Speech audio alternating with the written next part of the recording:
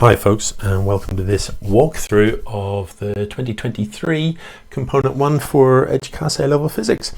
So the goal here is I'm going to go through these questions nice and slow and talk through the method that I'm using at each point. I'll record each question as a separate video so that you can pick out the ones that are going to be useful to you, that you've struggled with yourself perhaps.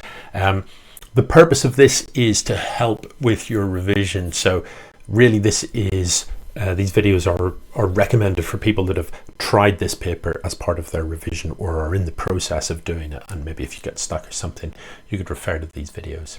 So without further ado, let's have a look at question 1. We've got this experimental setup. It's a meter stick. A student is attempting to determine the width of this meter stick, and by the looks of things they're going to be moving this 0.6 kilogram mass along and measuring with a Newton meter the force required at the right hand side. So important information, this is the 0.1 meter mark, this is the 0.9 meter mark, no problem there. Okay. Part A, suggest how Lily should ensure that the ruler is horizontal. So suggest, that means, if you see that in an exam, it means that there isn't a single absolutely correct answer. There's definitely wrong answers to be had here, but any sensible suggestion should be fine. This is a single mark, 1 mark for this question. So use a spirit level would be the thing that springs to mind. But possibly you could suggest sort of measuring the height of the ruler above the desk and ensuring that that's constant at both ends, or some other sensible option. But I think using a spirit level is the obvious thing. Define center of gravity of an object and show the position of the center of gravity of the ruler. So this is a uniform meter stick, and that implies that the center of mass is in the center. Anytime you see an object being described as uniform, that's what you can take from it. We're defining center of gravity, so be a little bit careful. That isn't the same thing as the center of mass, even though for most objects those two things will be in the same place. So center of gravity, by definition, is the point at which the weight of an object can be considered to act.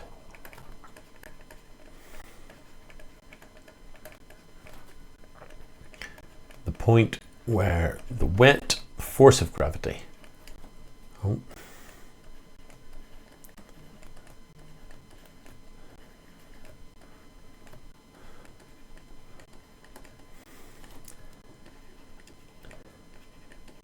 that is a slightly different thing from center of mass, even though they're in the same place frequently.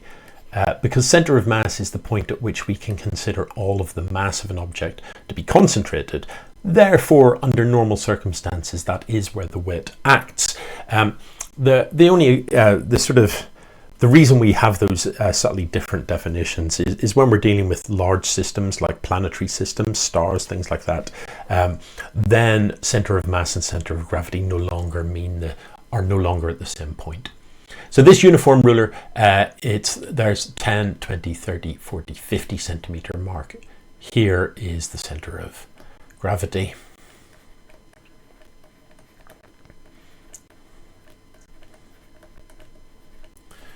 Okay.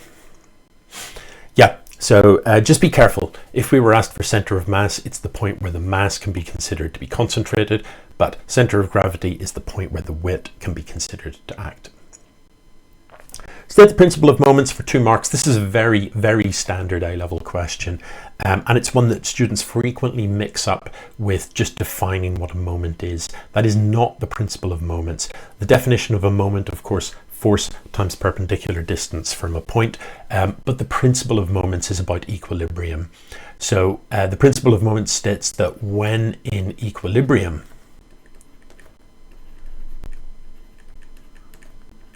if a system or an object is in equilibrium,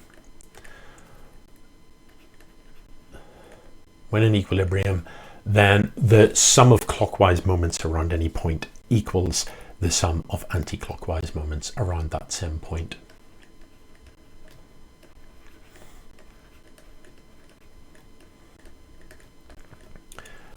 Or you could simply say the net moment around any point is 0. So when a system is in equilibrium, when an object is in equilibrium, this must be true. The sum of clockwise moments around any point equals the sum of anti-clockwise moments around the same point.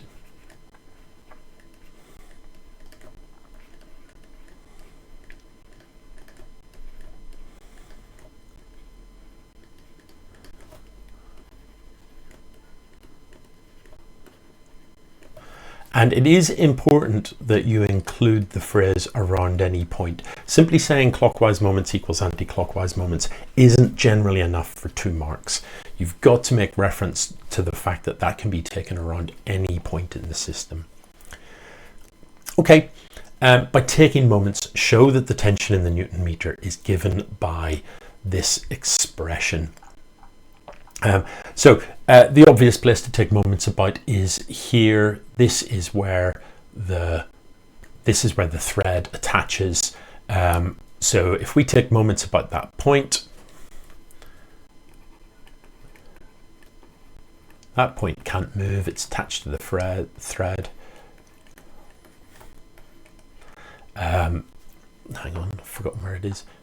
At the 0.100 meter mark.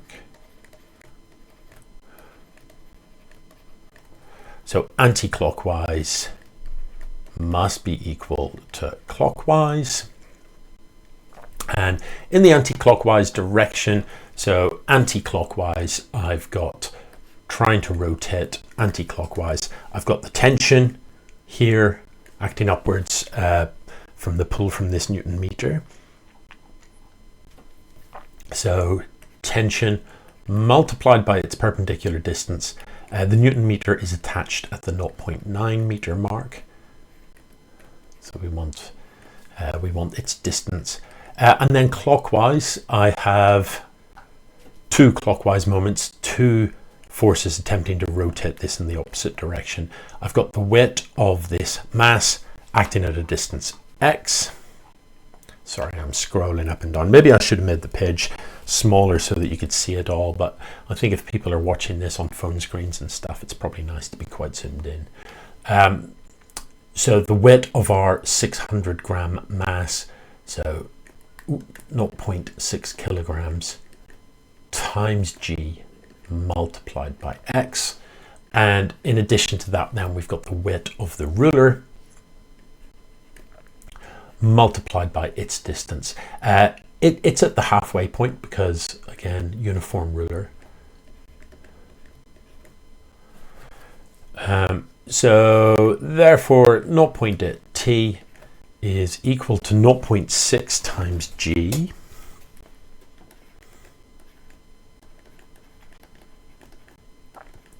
times x plus 0.4 w. If I divide both sides of this equation by 0.8, I get t equals 0.6 times 9.81 divided by 0.8 x plus 0.4 over 0.8 w, which is equal to, I'll just check, always worth checking in the calculator that your working is correct rather than just assuming that this expression 0.6 times 9.81 over 0.8 does give me the right numbers, and it does. 7.36 times x, and 0.4 over 0.8 is a half. Job done. I'm trying to show as much working as I can here, so I've kind of run out of room.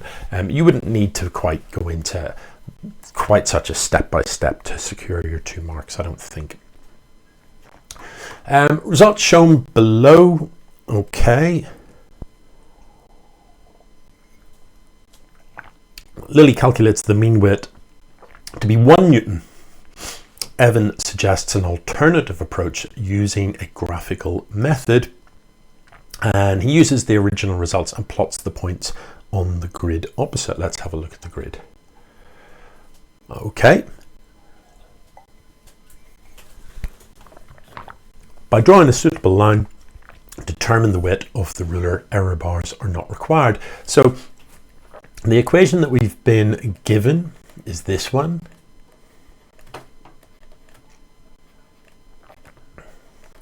If we compare that to the equation for a straight line, mx plus c, so a is going to be the gradient, w over 2 is going to be the intercept. So it implies that the y-intercept of this graph equals w over 2. So it's the intercept that we're interested in. Let's just crack out the ruler and see how this looks. Oh.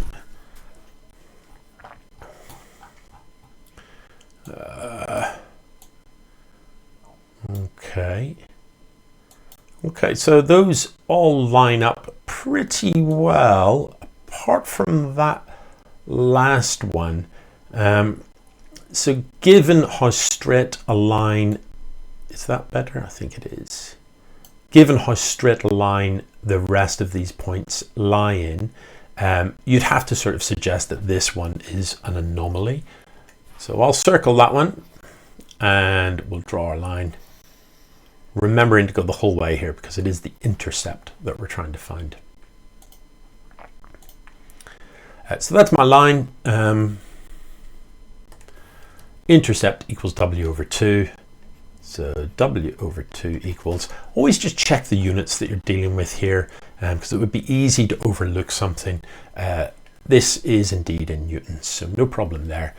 So w over 2 equals 0.6 newtons, therefore w equals 1.2 newtons.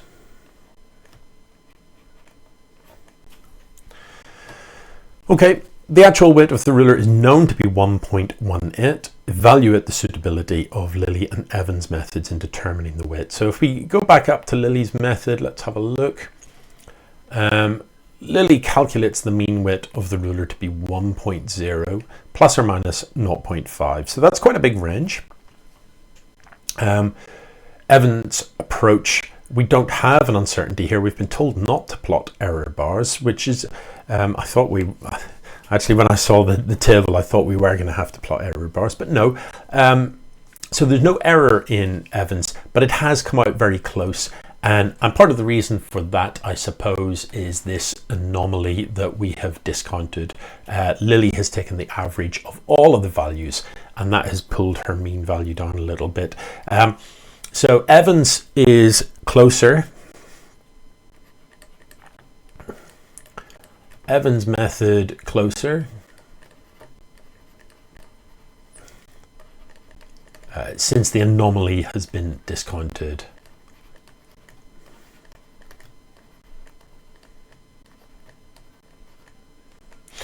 However,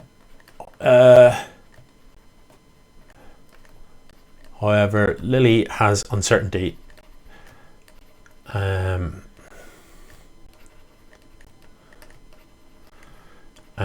the true value is within that.